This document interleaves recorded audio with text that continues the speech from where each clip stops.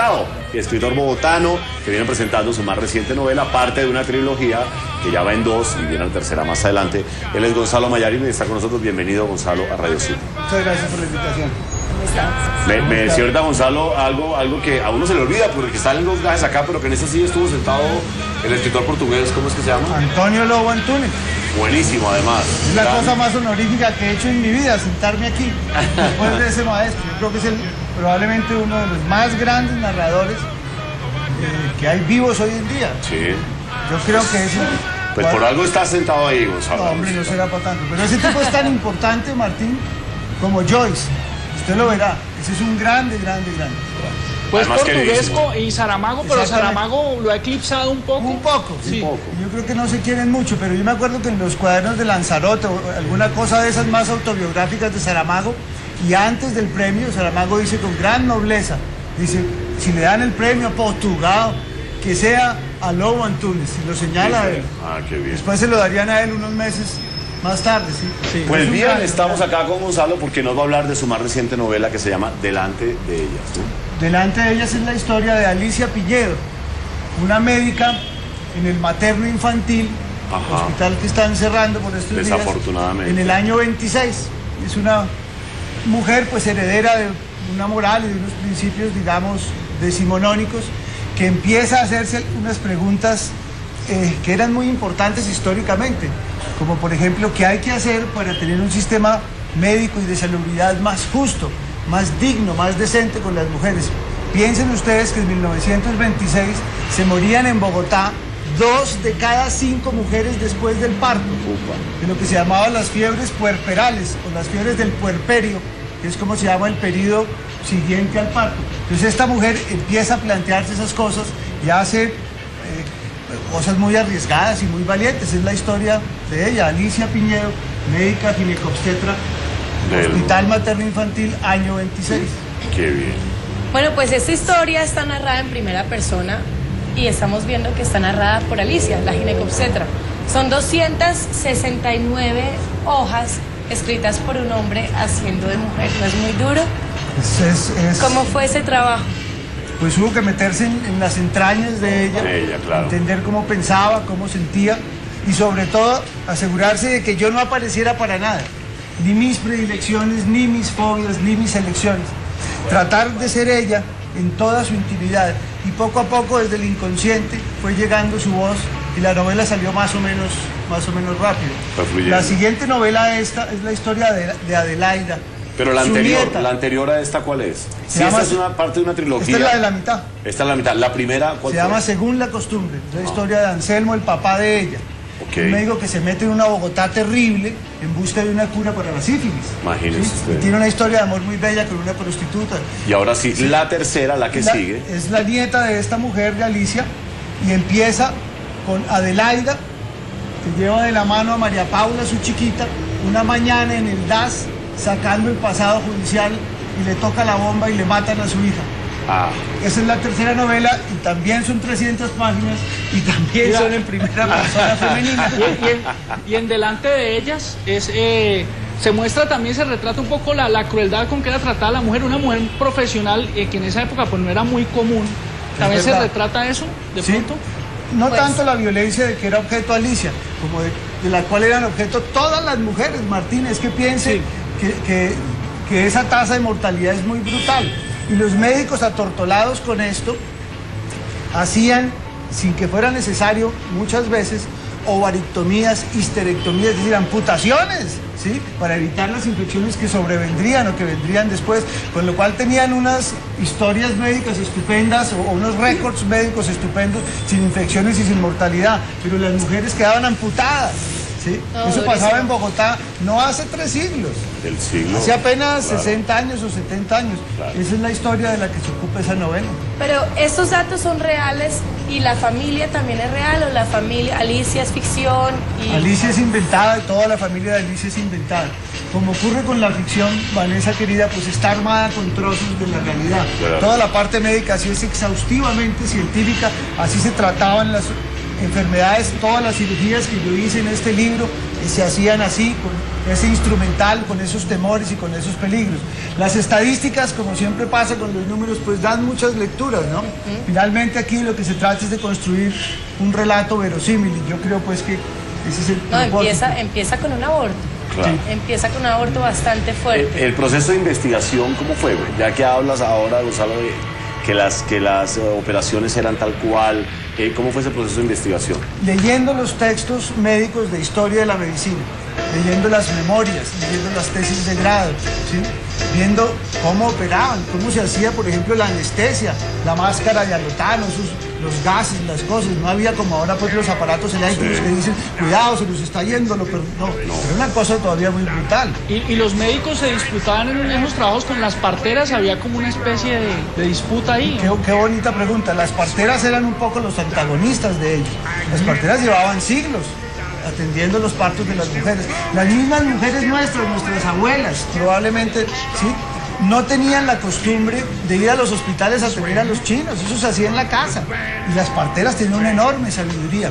Esto se enreda mucho cuando las infecciones empiezan a cabalgar, claro. ¿sí?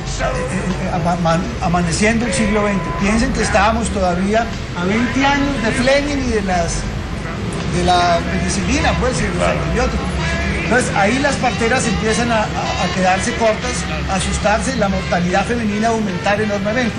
Alicia, que era respetuosa y era inteligente, me parece a mí ahora, decía, no luchemos contra ellas, subámoslas al bus de la salubridad en Bogotá, traigámoslas aquí al materno infantil, hagamos un ejército de ellas, preparémoslas, acompañémoslas para que lleguemos a más mujeres, porque las mujeres tenían los niños en un solar, en un potrero, es una cosa brutal, hace 60 o 70 años, no es una cosa tan pretérita. ¿Qué tanto ha cambiado la situación para las mujeres de hoy en día?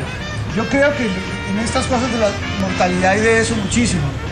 Mi sospecha está que los grandes temas y asuntos alrededor de la salubridad están ahí. Y si no, pues pensemos en el aborto. Claro, ¿sí? Es hoy por hoy un tema candente, una bobadita ante la religión, ante los gobiernos, ante las autoridades. ¿Qué tan autónomas son las mujeres hoy en día de tomar esa decisión elemental sobre su cuerpo? Claro. ¿Sí? Ustedes han pensado que si hubiera algún trabajo, alguna molestia durante la gestación y el embarazo para los hombres, no hubiéramos resuelto esto hace rato. Sí. Es una forma más de sometimiento, de sujeción, de tratamiento indigno con las mujeres. A mí me parece que en eso no ha cambiado nada. Pero ¿por qué llegas tú a ese tema de comienzos del siglo XX de mujer, viendo que pues ya ha pasado muchísimo tiempo, ya la medicina ha evolucionado y todo esto ha cambiado? ¿Qué te hace llegar a esa historia? Te juro, Vanessa, que no tengo la menor idea. Yo no sé por qué me desemboqué en esto, en esta cosa de la medicina y el amor así entrelazados. No sé. Yo tengo la sensación de que es una cosa muy inconsciente. Y claro, he preparado algunas respuestas pues para esta pregunta que me la hacen. Yo creo que es que la cosa de la medicina es muy extrema, muy limítrofe, ¿no? Después de eso ya no queda nada. Claro. Piense usted, como mujer, seguramente pues no es su caso, lo que se siente al acostarse en una camilla, poner las piernas en los soportes y abrir las entrañas para un examen de eso, por una cirugía de esa. Difícil pensar en algo más extremo. Ahora, no haga esa cara, que la cosa está tratada con mucha poesía y mucho cuidado. Gonzalo se preocupa por la cara de Vanessa. Claro, porque a esa parte iba yo.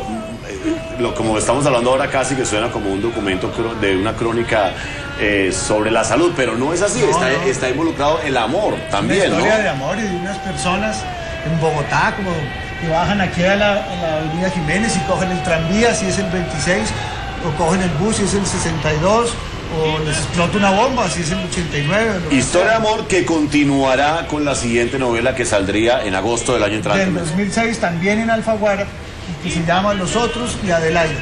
Que es la hija de... La nieta de esta mujer. La nieta de esta mujer. Gonzalo, usted es gerente del gimnasio moderno, ¿cierto? Sí, yo soy el administrador del colegio.